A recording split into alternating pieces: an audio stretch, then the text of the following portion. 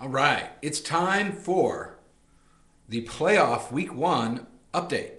Can you believe it? We're actually 1 week into the playoffs, and I know some of you guys are out, but pay attention. You were playing all year. You might as well follow and see what's going on, even though it doesn't involve you. Now, we'll say this before we get started: pay your money if you haven't already. Please do. I got I think 3 or 4 more guys that haven't paid, so please pay. Thank you. All right.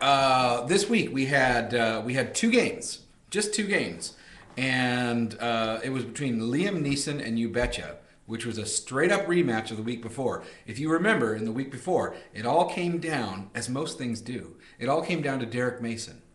Could he get 6 points in a game the Ravens were playing against the can't remember. Anyway, he could not. And You Betcha lost after several wins in a row, which propelled Liam Neeson, gave Liam Neeson the win. And not only that, also made You Betcha play in the first round. He was in line to not play. So it was a straight up rematch. It was Liam Neeson versus You Betcha one more time. It was like, I don't know, Celtics and the Lakers, or I don't know. Anyway, this time though, You Betcha prevailed, and not only that, he prevailed big. 164 big points from You Betcha. 47 from Breeze, 32 from Brandon Marshall. You heard that right. 32 from a wide receiver. 21 from Thomas Jones. 15 from Ricky Williams. 15 from Derek Mason. Where was he the week before? 10 from Goskowski. All adds up to 164, so a real strong day. The thing is, Liam Neeson also had a pretty good day. 36 from Romo. 14 from MJD. 22 from Dallas Clark, who doesn't play for Dallas. I feel like he should play for Dallas, because then his jersey would say Dallas on the front and Clark on the back, which would be pretty cool. I don't even know if Dallas's jersey says Dallas, but it should. Anyway, 23 from the Philly defense. It adds up to 131, which is a real decent day, but it was a clobbering in this case. Liam Neeson, congratulations. You had a good season, but you are out. You Betcha moves on to the second round. All right. The second game of the week was between Rough the Passer and Brutta Is. Now, Brutta Is has had a really, really good story. Brutta Is, let me just check that I'm not out of control on this here. Brutta Is, it seems, started the season a little bit. Let me just get the numbers so I don't talk out of my hat here. Bretta Is started the season 0-3, and by week 6 was 2-4, but went on an absolute tear after that. Won 6 out of the last 7, made a big play to get back in it, and did make the playoffs as the 4th seed. So that's really strong. But this was not an appropriate capstone to the kind of dramatic come from behind season that Bretta Is really did have, because Rough the Passer scored 109 points, about half of which came from Matt Schaub, frankly. 46 points from Schaub, 11 from LT, not Lawrence Taylor, and not Lawrence. It's LaDainian Tomlinson.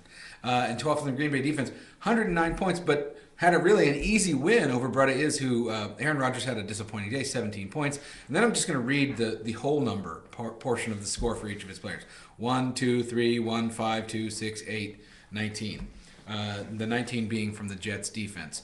So it all adds up to just 66 points. A tough day. I think that may have been one of the lowest scores anybody posted this season. And Rough the Passer had a slightly below average day, 109, still an easy win. So Bretta Is, congratulations on a good season. Congratulations on taking the lemons that the first few weeks of the season brought you and making some kind of lemon tart out of it. That was great. Rough the Passer, well done. You've moved on to the second round. So let's talk now about the second round. As you know, the Flaming Homers, as the number 1 seed, and Ghetto Superstars, the number 2 seed, had a bye, meaning that they could just stand there as the other players left saying bye, go play your game.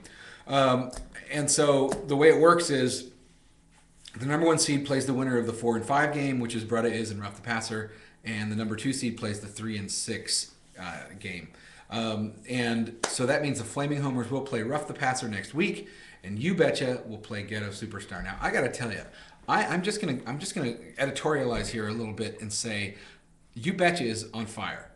This is a tough team. They're really, really going to be very formidable next week, I believe. All the teams scored, even the ones with byes. Flaming Homers had 156, and Ghetto Superstar had 132. So if you look at all 6 teams, You Betcha had the highest score last week. Now maybe Ghetto Superstar and Flaming Homers didn't absolutely optimize their lineup, but still it gives you about an idea of how that would play out. So, and then the winner, of course, plays in the Westside Fantasy Premier Bowl, or whatever we call it. We should call it something. We should get a sponsor. It should be called like the I don't know, like the Tostitos Stupendous Bowl, or the Superb Bowl. How about that? The Superb Bowl. I like that. The Superb Bowl, which is actually during week 16 of the season. So place your bets. You guys should get some kind of side wager going on who's going to win this thing if you're no longer in it, because then you could practically be in it again. And by the way, for enough money, I'm willing to throw my games. So just, send me an email or tweet me about that.